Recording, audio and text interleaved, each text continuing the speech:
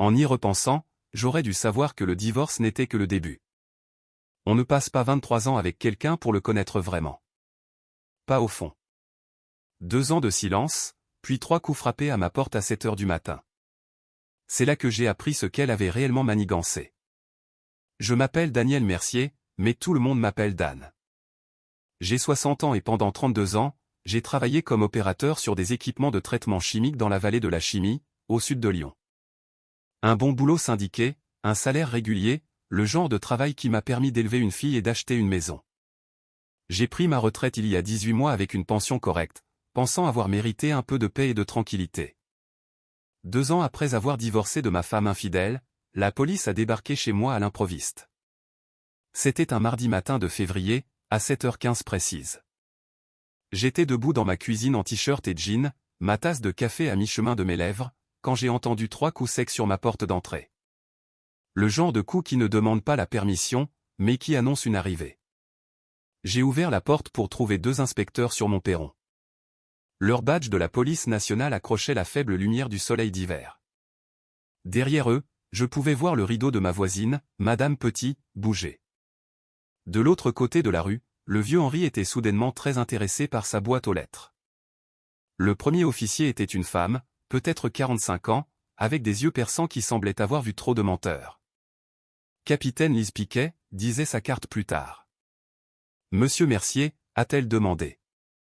Daniel Raymond Mercier. J'ai hoché la tête, sentant l'air froid de février mordre à travers ma chemise fine. Nous devons vous interroger au sujet de certaines demandes de prêt soumises en votre nom au cours des 18 derniers mois, a déclaré le capitaine Piquet. Sa voix était professionnelle, neutre. Êtes-vous au courant de ces demandes, monsieur? Mon café avait refroidi dans ma main. Je l'ai posé sur la petite table près de l'entrée. Je n'ai demandé aucun prêt, ai-je dit, en gardant une voix stable. Je vis de ma retraite. De quoi s'agit-il? Le deuxième policier, un type plus jeune nommé Torres, a sorti un carnet. 8 demandes auprès de diverses banques, a-t-il dit. Des montants allant de 9 000 à 15 000 euros. Votre signature est sur chacune d'elles. Cela fait un total d'environ 48 000 euros. Ma main a commencé à trembler. J'ai su immédiatement. Sylvie, mon ex-femme, celle qui avait déjà pris la moitié de tout ce pourquoi j'avais travaillé lors du divorce. C'est impossible, ai-je dit. Nous sommes divorcés depuis 2 ans. Je n'ai eu aucun contact avec elle. L'expression du capitaine Piquet n'a pas changé, mais j'ai capté quelque chose dans ses yeux. Un doute, peut-être, ou pire. Comme si elle avait déjà entendu cette histoire de la bouche d'un coupable. Seriez-vous prêt à venir au commissariat, a-t-elle demandé. Demain après-midi, disons 14 heures, pour répondre à quelques questions et nous aider à éclaircir tout ça. J'ai entendu ce qu'elle ne disait pas. Il pensait que je l'avais fait. Ou du moins, il n'était pas sûr que je ne l'avais pas fait. Ouais, ai-je dit. D'accord, demain à 14 heures. Ils m'ont remercié, m'ont tendu une carte et sont retournés à leur voiture banalisée. Je suis resté sur le pas de ma porte jusqu'à ce qu'ils s'éloignent, conscient de chaque paire d'yeux posés sur moi. Madame Petit ne faisait même plus semblant. Elle était juste là, à sa fenêtre, le téléphone déjà collé à l'oreille. J'ai fermé la porte et je me suis appuyé contre elle. Ma maison de location, petite et pleine de courants d'air, mais la mienne, m'a soudain semblé se refermer sur moi. Les murs étaient assez fins pour que je puisse entendre la télévision de mes autres voisins à travers le placo. Avant que je puisse bouger, j'ai entendu des pas sur mon perron. François Renaud, mon voisin de maison plus bas, n'a pas pris la peine de frapper. Il a ouvert la porte moustiquaire et a passé la tête. Dan, ça va, a demandé François. Il avait 64 ans, ancien gendarme, 30 ans de service au compteur, bâti comme une armoire à glace avec des cheveux gris coupés courts à la militaire. La police dit que quelqu'un a contracté des prêts en mon nom, ai-je dit. Ma voix est sortie plus rauque que prévu. 8 prêts, près de 50 000 euros. La mâchoire de François s'est serrée. Il est entré et a fermé la porte derrière lui. Sylvie, a-t-il dit. Ce n'était pas une question. Qui d'autre, ai-je répondu. François était mon voisin depuis que j'avais emménagé dans cette location après le divorce. Il m'avait vu au plus bas. Il m'avait aidé à déménager mes quelques biens restants. Il s'était assis avec moi les soirs où le silence devenait trop bruyant. C'est quand la dernière fois que tu lui as parlé, a demandé François. Le jour où le divorce a été prononcé. Il y a 24 mois. J'ai regardé mes mains. Elles tremblaient encore. Je pensais que c'était fini, François. Je pensais en avoir fini avec elle. François a jeté un coup d'œil vers la rue où Madame Petit regardait toujours. Viens, a-t-il dit. Parlons à l'intérieur. Pas la peine de donner un spectacle à tout le quartier. François a fait du café pendant que j'étalais mes papiers de divorce sur la table de la cuisine. Le jugement tenait sur 8 pages de jargon juridique qui se résumait à un fait simple, Sylvie avait eu la maison et 42 000 € sur la plus-value. J'avais gardé ma retraite et ma voiture. Tout le reste de ce que nous avions construit en 23 ans de mariage avait été divisé par 2 ou vendu. Regarde ça, ai-je dit en pointant la page 6. Toutes les dettes contractées par l'une ou l'autre des parties après l'exécution de ce décret seront de la seule responsabilité de la partie contractant la dite dette. François s'est penché par-dessus mon épaule, sentant le vieux tabac et le café. Ça devrait te protéger, a-t-il dit. Mais il y a autre chose ici. Il a tapoté une note que j'avais écrite dans la marge. C'est quoi ça? J'avais écrit, Sylvie a besoin du numéro fiscal pour la dernière déclaration d'impôt, donnée le 15 mars 2023. Notre dernière année de mariage, nous avons déclaré conjointement, ai-je expliqué. Une semaine après mon déménagement, elle a appelé. Elle a dit qu'elle avait besoin de mon numéro fiscal et de sécurité sociale pour finir les papiers. Je les lui ai donnés sans réfléchir.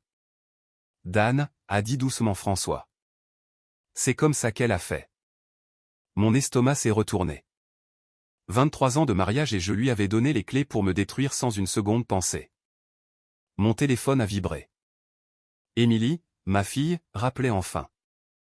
Je lui avais laissé 3 messages depuis l'arrivée de la police. Papa, a dit Émilie quand j'ai répondu, sa voix était tendue, contrôlée. La voix qu'elle utilisait au travail pour gérer les patients difficiles. Elle était infirmière à l'hôpital Édouard Herriot. Et ce ton professionnel signifiait qu'elle était bouleversée. Émilie, chérie, je dois te parler de quelque chose. Ai-je commencé? Je sais déjà, m'a-t-elle coupé. Maman m'a appelé ce matin. Elle m'a dit ce qui se passe. Ma poitrine s'est serrée. Qu'est-ce qu'elle t'a dit? Que tu as des ennuis avec la police? Que tu essaies de la blâmer pour des prêts que tu as contractés? La voix d'Émilie a vacillé. Elle a dit que tu l'appelais, que tu la menaçais. Papa, qu'est-ce qui se passe? J'ai serré le téléphone plus fort. François me regardait, ses instincts de flic lisant chaque expression sur mon visage.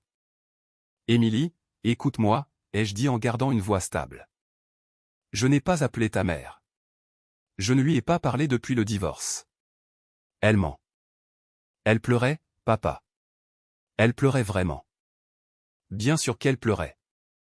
Sylvie avait toujours été capable de pleurer sur commande. Je l'avais vue faire avec des vendeurs, avec notre conseiller conjugal, avec le médiateur du divorce. Les larmes étaient son arme de choix. Je peux prouver que je n'ai pas contracté ces prêts, ai-je dit. La police m'a montré des signatures falsifiées, des relevés bancaires avec des dépenses que je n'ai jamais faites. Elle vole mon identité. Silence au bout du fil. Pendant un instant, j'ai cru que je l'avais peut-être convaincu. Je ne peux pas gérer ça maintenant, a finalement dit Émilie. Je dois aller travailler. Ne m'appelle plus au sujet de maman. Papa, s'il te plaît. Je ne peux pas être au milieu de ce qui se passe entre vous deux. Il ne se passe rien entre nous, ai-je essayé de dire, mais elle avait déjà raccroché. J'ai posé le téléphone avec précaution sur la table. François se resservait du café, me laissant un moment. Elle a choisi sa mère, ai-je dit. Elle ne connaît pas encore toute l'histoire, a répondu François. Donne-lui du temps. Je n'ai pas de temps. Je me suis levé et j'ai commencé à faire les 100 pas dans ma petite cuisine. Je dois aller au commissariat demain. Il pense que je suis un criminel. Ma fille pense que je harcèle sa mère et j'ai peut-être 2000 € à la banque pour me battre. François a posé sa tasse. Tu as besoin d'un avocat. Je ne peux pas me le permettre. Tu ne peux pas te permettre de ne pas en avoir, a dit François. Qui s'est occupé de ton divorce? Maître Janet Reeve. Elle m'a coûté 250 € de l'heure pour regarder Sylvie tout prendre. Appelle-la quand même, a dit François. Vois ce qu'elle dit. Et Dan. Il a attendu que je le regarde. N'abandonne pas encore. Sylvie a fait une erreur en s'en prenant à toi. Elle aurait dû rester loin. Après le départ de François, je suis resté seul dans ma cuisine, fixant mon téléphone. À travers le mur, j'entendais la télévision de mon voisin, un jeu télévisé avec des rires en boîte qui sonnaient creux et lointains. Sylvie travaillait là-dessus depuis 2 ans. 2 ans à imiter ma signature, à voler mon identité, à détruire mon crédit, et maintenant elle avait convaincu Émilie que c'était moi le problème. J'ai pris mon téléphone et j'ai appelé Maître Reeve. Il était temps de commencer à riposter. Le bureau du capitaine Piquet sentait le café brûlé et la frustration. Je me suis assis en face de son bureau à 14 heures précises, mon dossier de documents de divorce sur les genoux. Elle m'avait fait attendre 20 minutes, probablement une tactique pour me faire suer. Monsieur Mercier, a-t-elle dit en faisant glisser une pile de photocopies de demandes de prêt sur son bureau. Jetez un œil à ça. J'ai pris la première. Prêt personnel de 11 000 € soumis il y a 16 mois à la Banque Populaire. Mon nom, mon numéro de sécurité sociale, mon historique d'emploi à l'usine chimique. Mais la signature, bien que proche, n'était pas la mienne. Le ID de Daniel avait une boucle que je n'avais jamais faite. Ce n'est pas ma signature, ai-je dit. C'est assez proche pour tromper une banque, a répondu le capitaine Piquet. Son ton était neutre, mais j'entendais le scepticisme en dessous. Et un témoin certifié, voyez le tampon? Une certaine Rachel Perrault, courtière. Elle a vérifié votre identité, dit qu'elle vous a rencontré personnellement. Je n'ai jamais rencontré personne du nom de Rachel Perrault. Le capitaine Piquet s'est adossé à sa chaise, m'étudiant. Monsieur Mercier, aidez-moi à comprendre quelque chose. Vous me dites que vous n'aviez aucune connaissance de 48 000 € de prêts contractés en votre nom sur 18 mois. C'est exactement ce que je vous dis. Mais votre ex-femme aurait accès à vos informations personnelles? A-t-elle demandé. Je lui ai donné mes informations fiscales pour notre dernière déclaration commune, ai-je admis. C'est tout. Je ne lui ai jamais dit où j'ai déménagé après le divorce. Piquet a sorti un autre document. Des relevés bancaires de l'un des comptes frauduleux. Ses charges, restaurant à Lyon, shopping aux Galeries Lafayette, un leasing pour une Mercedes, 470 € par mois. Vous conduisez une Mercedes, monsieur Mercier? Je conduis un Renault Espace de 2015, ai-je dit. Payé intégralement il y a 6 ans. Elle a tapoté une dépense qui m'a glacé le sang. Forfait spa premium au Grand Hôtel. 2 000 €. Vous vous souvenez avoir pris ces vacances? Non, parce que je ne l'ai jamais fait. J'ai sorti mon propre téléphone, fait défiler mon calendrier. À ces dates, j'étais à Marseille pour rendre visite à mon frère. Il se remettait d'une opération. Je peux le prouver. Piquet a pris une note, mais son expression n'a pas changé. Voici ce qui m'inquiète, monsieur Mercier. Cela ressemble à une possible complicité. Vous et votre ex-femme travaillant ensemble, puis vous criez à la fraude quand la dette est devenue trop élevée. Mes mains se sont serrées sur les accoudoirs de la chaise. Je comprends ce que cela laisse paraître, mais je vous dis la vérité. Je ne savais rien de tout cela jusqu'à ce que vous frappiez à ma porte hier. Alors vous devez m'aider à le prouver, a dit Piquet. Ne quittez pas la région lyonnaise. Nous vous recontacterons. En sortant du commissariat, j'avais l'impression que tout le monde me regardait. Les policiers à leur bureau, les gens dans la salle d'attente, même la secrétaire qui m'avait ouvert la porte, tous voyaient un criminel. J'ai conduit jusqu'à chez moi dans le brouillard, voyant à peine la route. Quand je me suis garé dans mon allée, j'ai vu François sur son Porsche qui m'attendait. Comment ça s'est passé, a-t-il demandé en traversant vers mon jardin. Elle pense que je mens, ai-je dit. Ou du moins, elle n'est pas sûre que je ne mente pas. La mâchoire de François s'est serrée. Nous devons prendre les devants. J'ai passé quelques coups de fil aujourd'hui. Utilisé quelques vieux contacts. Il a sorti un papier plié de la poche de sa veste. Le dossier FICP de Sylvie. Banque de France. Je connais un type qui me devait une faveur. Je l'ai déplié.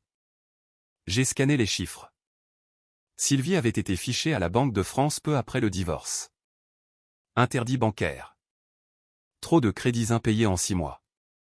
Elle ne pouvait plus obtenir de prêt à son propre nom, a dit François. Alors, elle a commencé à utiliser le tien. Comment as-tu eu ça, ai-je demandé. Vaut mieux que tu ne le saches pas, a dit François. Mais regarde le timing. Tout a commencé exactement quand son crédit a été coupé. Ce n'est pas une coïncidence, Dan. C'est du désespoir. Pour la première fois depuis l'arrivée de la police, j'ai senti quelque chose changer. Pas exactement de l'espoir, mais une possibilité. Il y a plus, a dit François. J'ai trouvé la personne qui a validé ces documents. Rachel Perrault travaille dans une agence de services administratifs rue de la République. Je vais lui rendre visite demain. Voir ce dont elle se souvient. François, tu n'es pas obligé de faire ça. Si, je le suis, a-t-il dit. Parce que si Sylvie s'en tire avec ça, elle le fera à quelqu'un d'autre. Et parce que tu es mon ami, et les amis ne laissent pas les amis se faire piéger. L'appel est arrivé 3 jours plus tard alors que je réparais un robinet qui fuyait sous mon évier de cuisine. Un numéro local que je ne reconnaissais pas. Monsieur Mercier, ici Stéphane Hamon du journal Le Progrès. Je me suis figé. Un journaliste. Ça allait devenir public. Je travaille sur une histoire de fraude financière dans la région, a continué Hamon. Sa voix était jeune, impatiente. Votre nom est apparu dans certains rapports de police. Je voulais avoir votre version de l'histoire. Pas de commentaires, ai-je dit immédiatement. Je crois savoir que vous faites l'objet d'une enquête pour fraude au crédit. 8 demandes, près de 50 000 €. Votre ex-femme a déposé une main courante et demandé une ordonnance de protection contre vous, alléguant du harcèlement. Est-ce vrai? Mon estomac s'est effondré. Quelle ordonnance de protection? Déposée hier matin. Elle prétend que vous l'appelez, la menacez, rôdez autour de sa résidence. Elle dit craindre pour sa sécurité. Je me suis assis lourdement sur le sol de ma cuisine, tenant toujours la clé à molette. Je ne l'ai pas contactée. Pas une seule fois en 2 ans. Ce n'est pas ce que disent les documents judiciaires, monsieur Mercier. Elle a des relevés téléphoniques montrant de multiples appels venant de votre numéro. Ils sont faux, ai-je dit. Quelqu'un a usurpé mon numéro, d'accord? Hamon a dit, et j'ai entendu le scepticisme. Écoutez, je publie cette histoire demain. En page locale. Vous voulez me donner une déclaration? C'est votre chance. Ma déclaration est que je suis la victime ici, pas le criminel. Sylvie Mercier a imité ma signature sur des demandes de prêt. Elle vole mon identité depuis presque 2 ans. Selon qui, a demandé Hamon. Selon les preuves, ai-je dit. Demandez au capitaine Piquet. Je l'ai fait. Elle a dit que l'enquête est en cours et qu'aucune charge n'a encore été retenue. Après avoir raccroché, je suis juste resté assis là sur le sol de ma cuisine. Une ordonnance de protection. Ça voulait dire que Sylvie passait à la vitesse supérieure, construisant un récit où j'étais l'ex-mari dangereux. Elle était la victime terrifiée. Mon téléphone a sonné à nouveau. Émilie, cette fois. Papa, tu as vraiment forcé maman à demander une ordonnance de protection, a-t-elle demandé sans préambule. Quoi? Non. Elle en a déposé une contre moi. Ce n'est pas ce qu'elle m'a dit. Elle a dit que tu proférais des menaces, que la police lui avait dit de se protéger. Émilie, elle ment surtout. Je ne sais plus qui croire, a dit Émilie. Sa voix s'est brisée. Ça me déchire, papa. Pourquoi vous ne pouvez pas juste vous laisser tranquille? Je la laisse tranquille. C'est elle qui détruit ma vie. Je dois y aller, a dit Émilie. S'il te plaît, arrête juste. Quoi qu'il se passe entre vous deux. S'il te plaît, arrête. Elle a raccroché avant que je puisse répondre. J'ai appelé François. Il est venu en 5 minutes. Le journal publie une histoire demain, lui ai-je dit. Première page locale.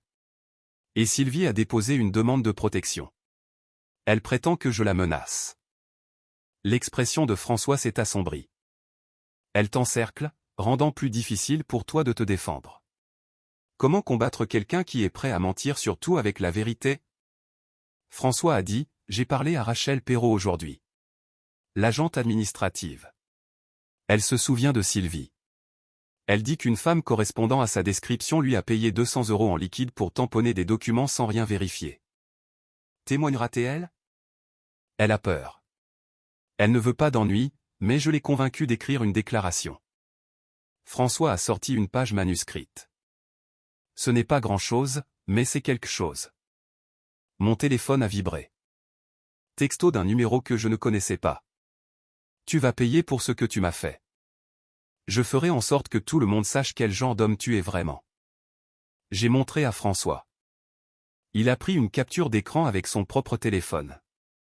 C'est de Sylvie, ai-je dit. Sauvegarde-le, a dit François.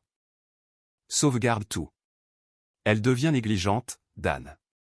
Les gens en colère font des erreurs. La lettre de la caisse de retraite est arrivée un vendredi matin. En tête officielle, recommandée. Je savais que c'était mauvais avant de l'ouvrir.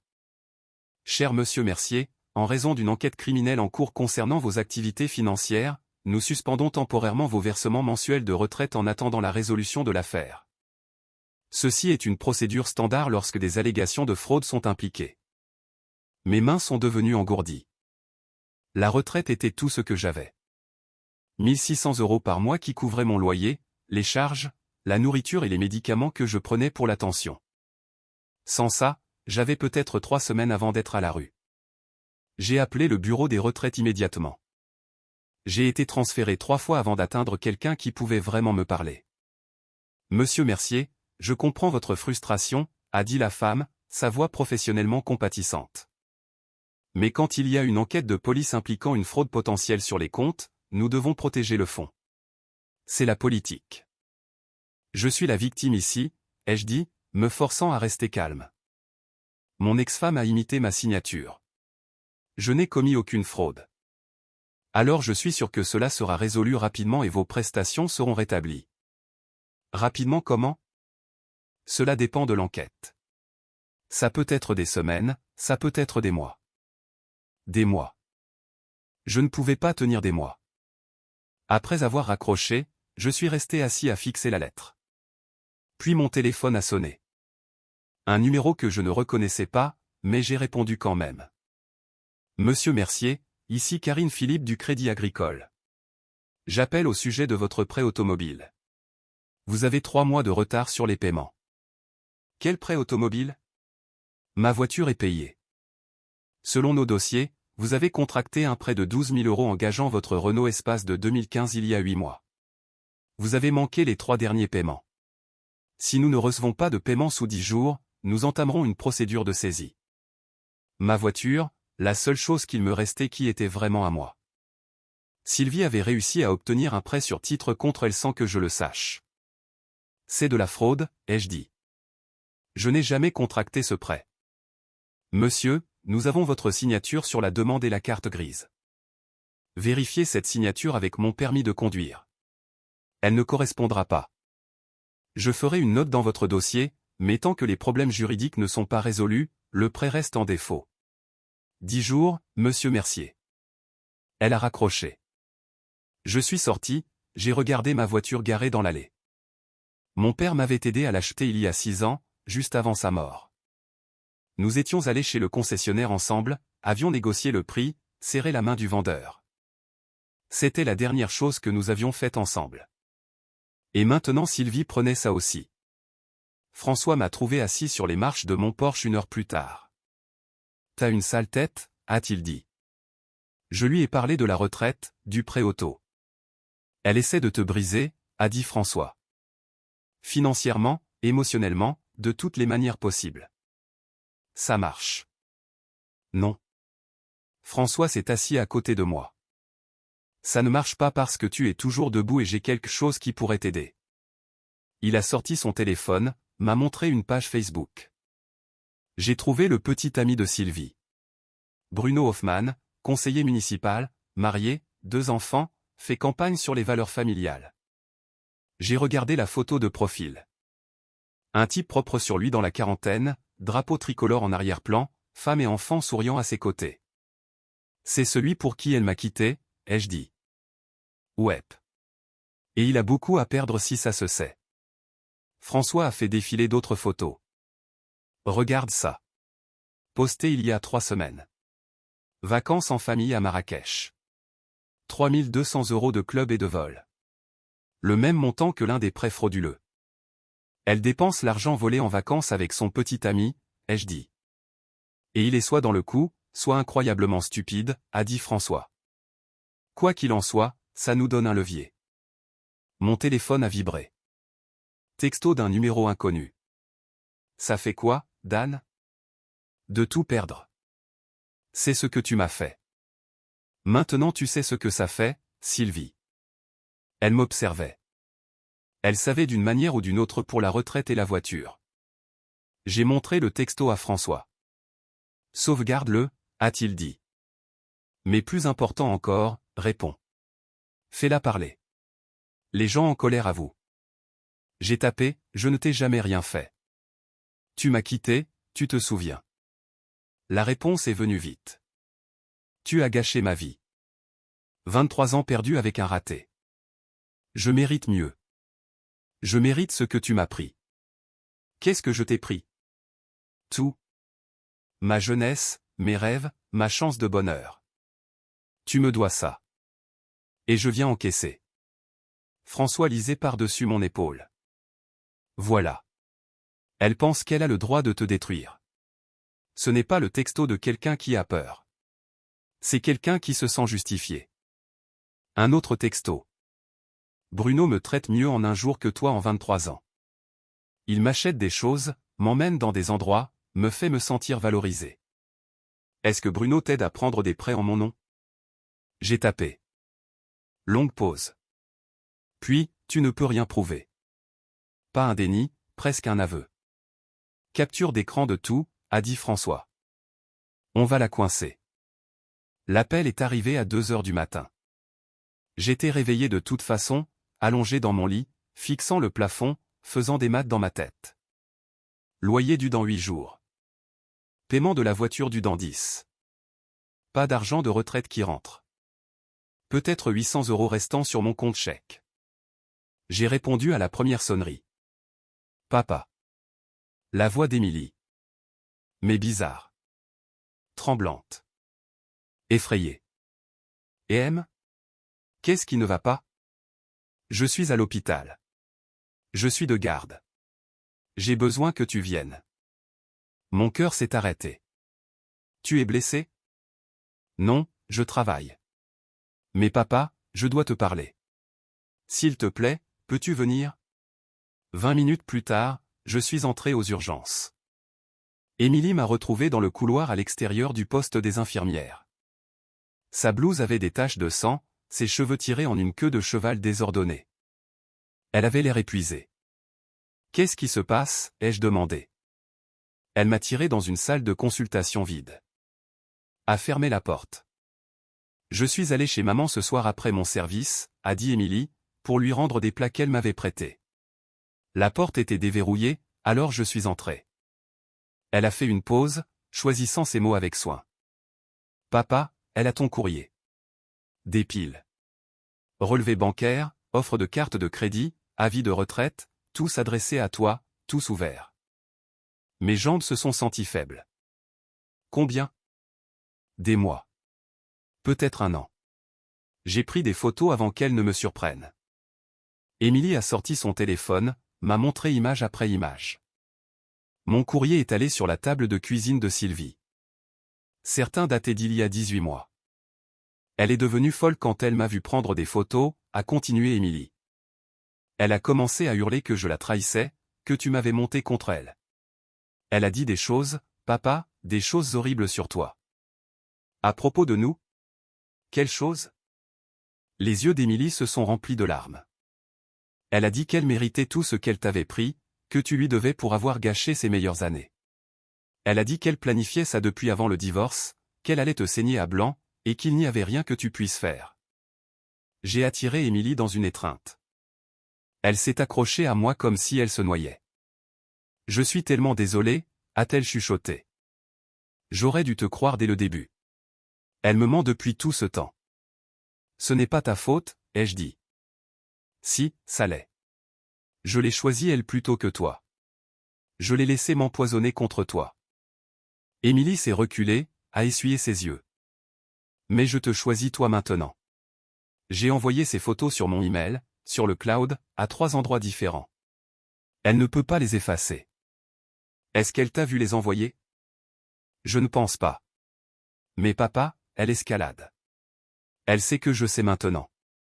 Je ne sais pas ce qu'elle va faire. Comme sur commande, mon téléphone a sonné. Sylvie. J'ai mis sur haut-parleur pour qu'Émilie puisse entendre. Tu as monté ma fille contre moi, a sifflé Sylvie. Tu as empoisonné son esprit. Je vais te détruire pour ça, Dan. Je jure devant Dieu, je prendrai tout. Tu l'as déjà fait, ai-je dit calmement. Mais je le reprends. Tu ne peux rien prouver. C'est ta parole contre la mienne. En fait, a dit Émilie, prenant la parole. C'est ton propre vol de courrier, tes propres aveux et des preuves photographiques. J'ai tout entendu de ce que tu as dit ce soir, maman, et je l'ai enregistré. Silence au bout du fil. Puis la voix de Sylvie, froide et tranchante. Tu es juste comme ton père. Faible, pathétique. J'aurais dû partir il y a des années. Tu aurais dû, a approuvé Émilie. Ça nous aurait épargné à tous beaucoup de douleur. Sylvie a raccroché. Émilie et moi sommes restés là dans la salle de consultation, les néons bourdonnant au-dessus de nos têtes. Les sons de l'hôpital étouffés à travers les murs. Qu'est-ce qui se passe maintenant, a demandé Émilie. Maintenant j'appelle François, ai-je dit. Et on apporte tout ça au capitaine Piquet. Ta mère vient de faire sa première grosse erreur. Émilie a hoché la tête. Bien. Parce qu'elle doit payer pour ce qu'elle a fait. Dehors, la nuit de mars était froide et claire. Les étoiles visibles malgré les lumières de la ville. Pour la première fois depuis des semaines, j'avais l'impression de pouvoir respirer. Ma fille était de retour. J'avais des preuves. Le combat n'était pas fini, mais maintenant j'avais des munitions. Sylvie voulait une guerre. Elle allait en avoir une. François a frappé à ma porte à 6 heures du matin, tenant 2 tasses de café et un dossier épais de papier. Tu vas vouloir voir ça, a-t-il dit, passant devant moi dans la cuisine. Il a étalé des documents sur ma table comme s'il présentait un dossier d'affaires. J'ai creusé un peu sur Bruno Hoffmann, conseiller municipal, défenseur des petits commerces. Le mec de Sylvie, ai-je dit. Ouais, mais voici la partie intéressante. François a sorti une impression de registre foncier. Il y a 3 mois, Hoffmann a acheté une maison au bord du lac à Annecy, payé 340 000 € comptant, pas d'hypothèque. J'ai regardé la date. En plein milieu de la période où les prêts frauduleux étaient contractés. Où est-ce qu'un conseiller municipal trouve ce genre d'argent liquide, ai-je demandé. Exactement. François m'a montré plus de papiers. Son indemnité d'élu est modeste, il a un autre job mais sa femme ne travaille pas. Ils ont 2 gamins en école privée, 2 crédits auto, un prêt sur leur résidence principale. Les maths ne collent pas. Tu penses qu'il est dans le coup? Je pense que Sylvie soit le paie, soit ils sont partenaires, a dit François. Quoi qu'il en soit, il a beaucoup à perdre si ça sort. Homme marié, politicien aux valeurs familiales, achetant une propriété au bord du lac avec de l'argent volé. Mon téléphone a vibré. Le capitaine Piquet me demandait de venir au poste aujourd'hui. 10 heures. Apporter toute nouvelle preuve. François et moi sommes arrivés tôt. Émilie nous a retrouvés sur le parking, toujours en blouse de sa garde de nuit. Elle avait l'air épuisée mais déterminée. Prête, lui ai-je demandé. Plus que prête, a-t-elle répondu. Le bureau du capitaine Piquet ressemblait à la fois précédente, mais son expression était différente, moins sceptique, plus intéressée. Monsieur Mercier, a-t-elle dit en désignant les chaises en face de son bureau. Vous avez dit avoir de nouvelles preuves. Émilie s'est avancée la première. Je suis la fille de Dan, Émilie Mercier. Je travaille comme infirmière. Il y a 2 nuits, je suis allée chez ma mère et j'ai trouvé ceci. Elle a étalé les photos imprimées de mon courrier sur la table de Sylvie. Relevé bancaire, avis de retraite, offre de crédit, tous ouverts, tous adressés à moi. Ma mère m'a avoué qu'elle volait l'identité de mon père depuis avant le divorce, a continué Émilie. Elle a dit qu'il lui devait ça, qu'elle méritait tout ce qu'elle prenait. J'ai enregistré la conversation. Émilie a joué l'audio sur son téléphone. La voix de Sylvie claire et en colère. Je mérite ce que tu m'as pris. Tu me dois ça et je viens encaisser. Bruno me traite mieux en un jour que toi en 23 ans. L'expression du capitaine Piquet s'est durcie en écoutant. François a pris la parole ensuite. Capitaine, j'ai une déclaration d'une employée administrative, Rachel Perrault. Elle admet qu'une femme correspondant à la description de Sylvie Mercier lui a payé 200 € en liquide pour tamponner des documents sans vérifier l'identité. Il a fait glisser la déclaration manuscrite sur le bureau. Et il y a ça, a continué François, montrant les registres fonciers. Bruno Hoffmann, le petit ami de Sylvie, a acheté une maison à Annecy pour 340 000 € comptant pendant que ses prêts frauduleux étaient traités. Ses revenus légitimes ne supportent pas ce genre d'achat. Piquet a étudié les documents pendant un long moment. Puis elle m'a regardé. Monsieur Mercier, je vous dois des excuses. Quand cette affaire est arrivée sur mon bureau, je pensais. Elle a fait une pause. Eh bien, je pensais que vous pourriez être impliqué. J'ai vu trop de cas où les ex-époux travaillent ensemble, puis se retournent l'un contre l'autre quand les choses tournent mal. Vous pensiez que j'étais coupable, ai-je dit. Je pensais que vous pouviez l'être. J'avais tort. Elle s'est levée. Je vais convoquer votre ex-femme pour un interrogatoire.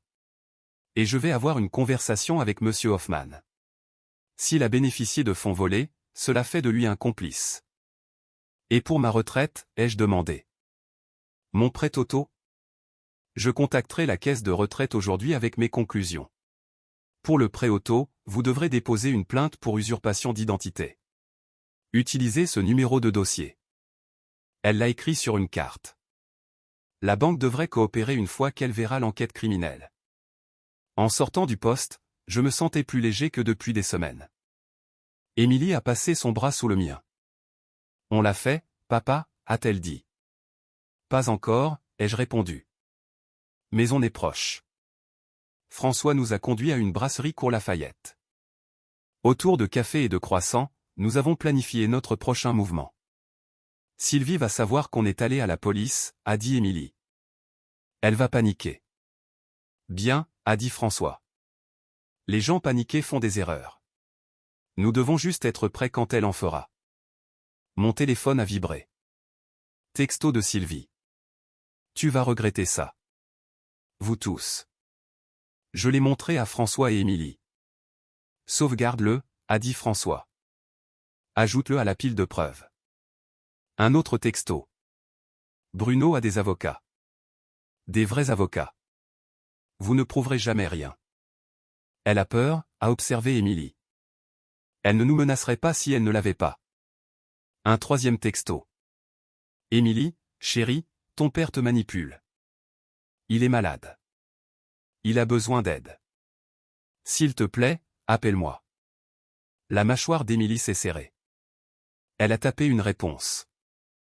J'ai vu les preuves de mes propres yeux.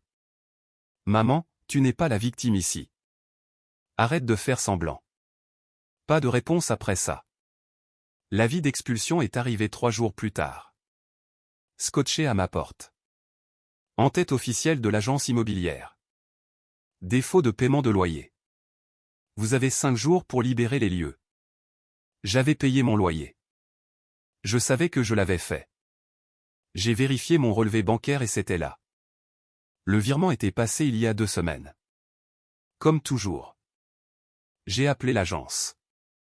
Monsieur Mercier, selon nos dossiers, vos chèques de loyer de février et mars ont été rejetés, a dit la femme.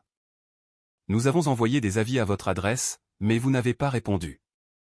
Je n'ai jamais reçu d'avis, et ces virements sont passés. J'ai la preuve.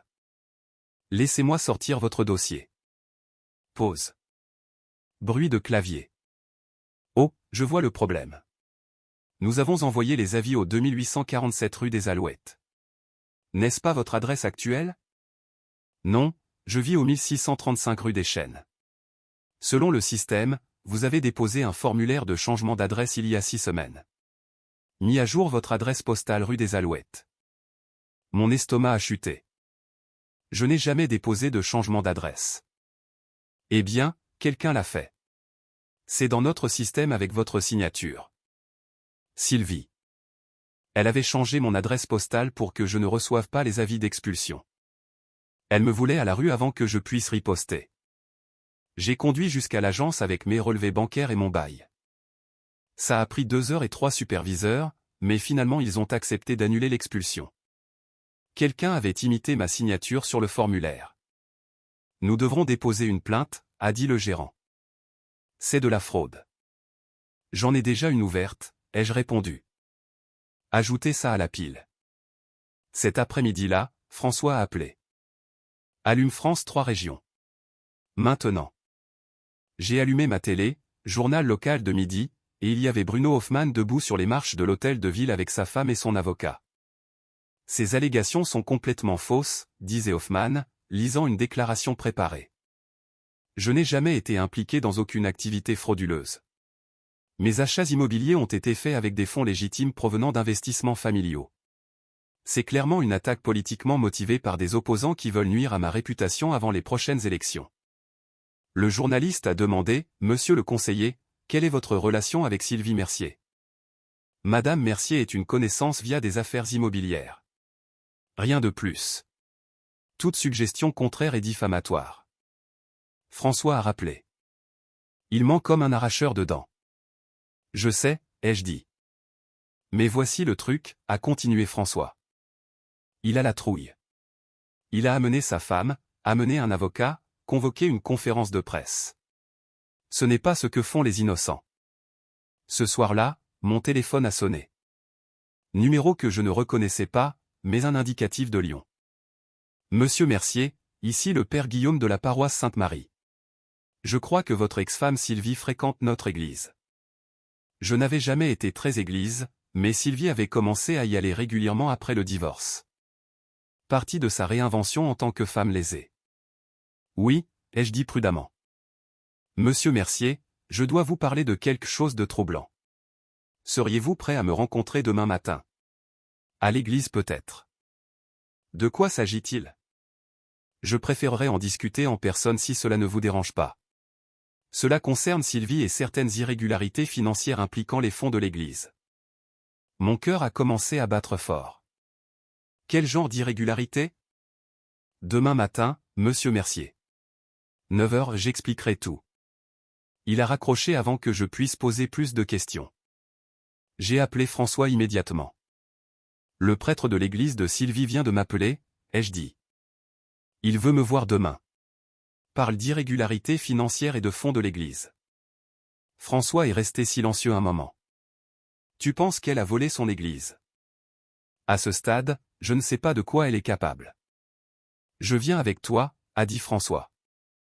Quoi que ce soit, tu ne l'affronteras pas seul. Cette nuit-là, je n'ai pas pu dormir. Allongé dans mon lit à fixer le plafond, pensant à tout ce que Sylvie avait fait. Le vol d'identité, les fausses signatures, le courrier volé, la manipulation d'Émilie, l'attaque de ma réputation, et maintenant peut-être le vol d'une église. Comment avais-je pu être marié à cette personne pendant 23 ans et ne pas le voir? Où l'avais-je vu et avais-je juste trouvé des excuses, me disant que tout le monde avait des défauts? Que l'amour signifiait accepter les imperfections? Mon téléphone a vibré. Texto d'Émilie. Peux pas dormir non plus. Je n'arrête pas de penser à qui maman est vraiment. Comment on a pu rater ça? J'ai répondu. On a vu ce qu'elle voulait qu'on voie. Pas ta faute. Ça fait mal quand même. Je sais. Je t'aime, papa. Je t'aime aussi, et aime. À minuit, un autre texto est arrivé. Numéro inconnu. Tu crois avoir gagné, mais ce n'est que le début. Je vous détruirai tous. Sylvie, utilisant un téléphone prépayé. J'ai sauvegardé le texto, l'ai ajouté au dossier de preuves qui devenait plus épais de jour en jour, et j'ai essayé de dormir. Demain, je découvrirai ce qu'elle avait fait à l'église. Demain, la vérité continuerait de sortir et les mensonges soigneusement construits de Sylvie continueraient de s'effondrer. Le bureau du père Guillaume sentait les vieux livres et la cire d'abeille. Il avait la soixantaine, des cheveux gris, des yeux fatigués qui avaient trop vu la nature humaine. François s'est assis à côté de moi alors que le prêtre étalait des documents financiers sur son bureau. Monsieur Mercier, il y a 3 mois, notre trésorier a remarqué des écarts dans notre fonds de travaux, a commencé le père Guillaume. De petits montants au début. 2 cents par-ci, 3 cents par-là. Nous avons supposé des erreurs comptables. Mais ce n'étaient pas des erreurs, ai-je dit. Non. Sylvie est bénévole comme coordinatrice des dons. Elle a accès au registre des dons, aux informations des donateurs. Nous lui faisions confiance. Il a sorti un grand livre. Sur 18 mois, environ 47 000 € ont disparu de divers comptes paroissiaux. Le même montant que mes prêts frauduleux, ai-je dit. Elle volait l'église pour rembourser le prêt qu'elle avait pris à mon nom. Nous le pensons, mais il y a plus. Le père Guillaume m'a montré un autre document. Nous avons trouvé des demandes de cartes de crédit pour plusieurs de nos membres âgés, des gens qui faisaient confiance à Sylvie pour les aider avec leurs finances, beaucoup d'entre eux veuves ou veufs. Elle avait accès à leurs informations personnelles via notre ministère de Solidarité. Mon estomac s'est retourné. Combien? Au moins 4 que nous avons trouvés jusqu'à présent. Peut-être plus. Sa voix était lourde de culpabilité. Je l'ai amenée dans notre communauté. Je me suis porté garant pour elle et elle a utilisé cette confiance pour s'attaquer à des personnes vulnérables. Ce n'est pas votre faute, ai-je dit. N'est-ce pas? Je suis leur berger. J'aurais dû les protéger. François a pris la parole. Mon père, avez-vous contacté la police? Hier. Le capitaine Piquet vient cet après-midi pour récupérer nos dossiers financiers. Mais monsieur Mercier, je voulais vous le dire en premier. Votre ex-femme s'est tenue à mon pupitre il y a 3 semaines. Je lui ai demandé de partager son témoignage, son chemin de foi après le divorce. Elle a parlé de pardon, d'aller de l'avant, et tout ce temps elle volait les gens assis sur ses bancs. Il m'a regardé avec quelque chose comme des excuses dans les yeux. Je l'ai cru, monsieur Mercier, quand elle m'a dit que vous étiez instable, qu'elle vous craignait, que vous la harceliez. J'ai cru chaque mot. J'ai même parlé contre vous en chair. Je vous ai qualifié d'homme troublé qui avait besoin de prière et d'intervention. Je suis désolé. Vous ne saviez pas, ai-je dit.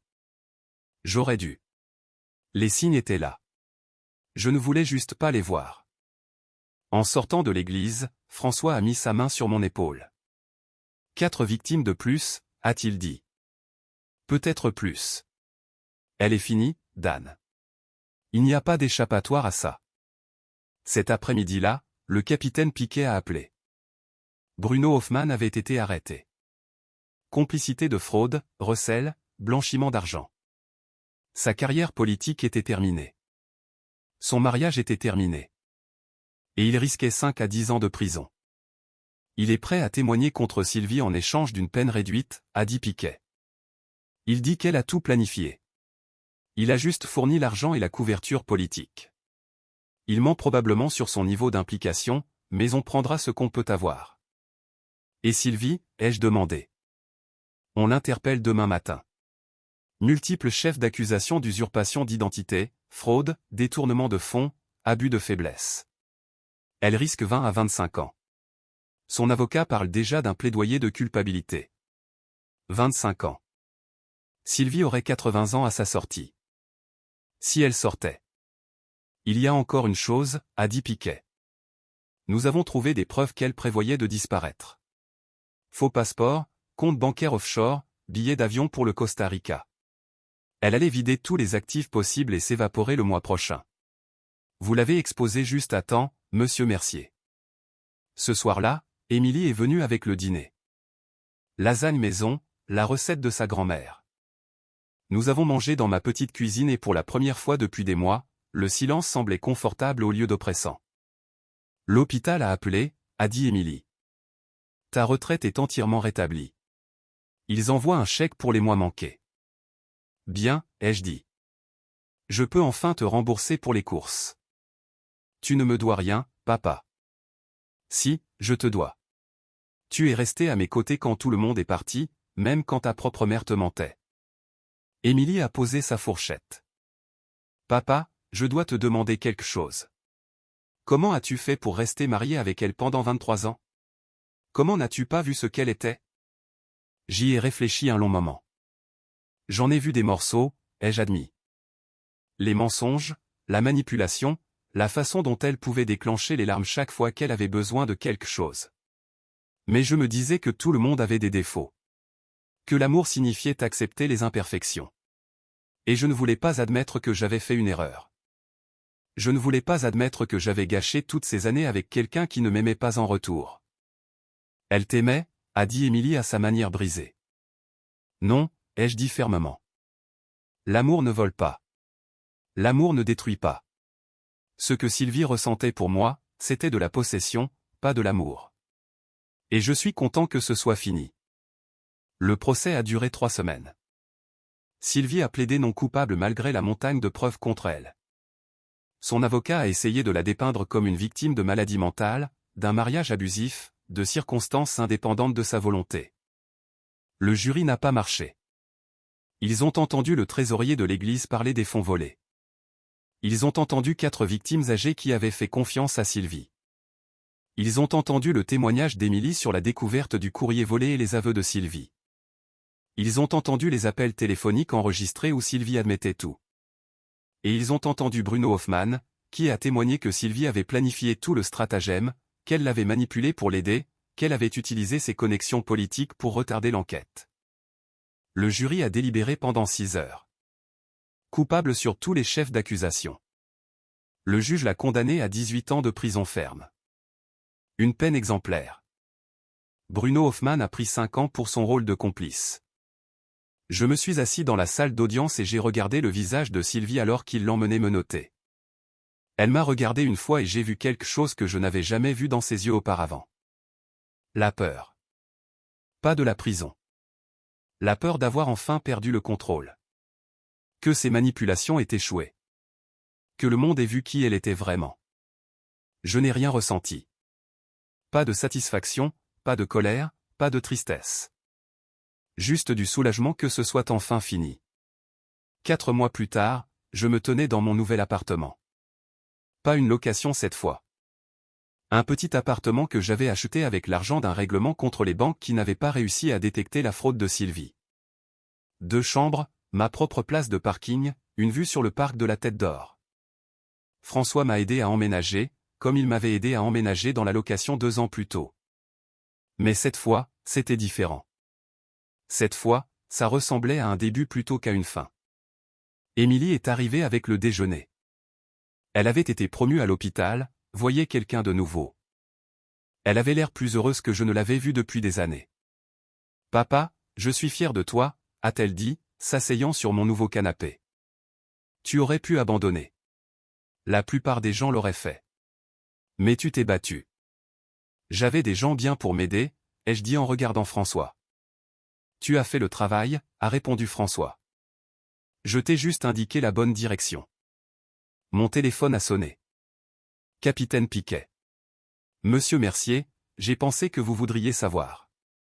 Nous avons trouvé 3 autres victimes. Des personnes âgées que Sylvie ciblait via l'église.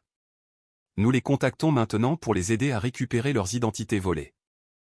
Merci de me l'avoir dit, ai-je dit. C'est vous qui méritez des remerciements. Si vous n'aviez pas riposté, Sylvie serait toujours dehors à voler des personnes vulnérables. Vous avez sauvé des vies, monsieur Mercier. Après qu'elle ait raccroché, je suis allé sur mon balcon. Le soleil de juin était chaud. Le parc en contrebas plein de familles, de promeneurs de chiens et de gens vivant simplement leur vie normale. J'ai pensé à l'homme que j'étais il y a 2 ans, brisé par le divorce, vidé financièrement, croyant que je ne m'en remettrais jamais. Et j'ai pensé à l'homme que j'étais maintenant. Plus fort, plus sage, entouré de gens qui se souciaient vraiment de moi.